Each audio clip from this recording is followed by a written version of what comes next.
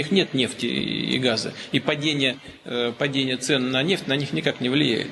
А ситуация как была острой, так и остается. А острые текущие финансовые проблемы есть. Я прошу обязательно учесть этот аспект. В целом обращаю внимание, сейчас нужно сделать все, чтобы регионам не пришлось для покрытия дефицитов, для погашения бюджетных и казначейских кредитов снова и снова искать так называемые дорогие ресурсы на рынках.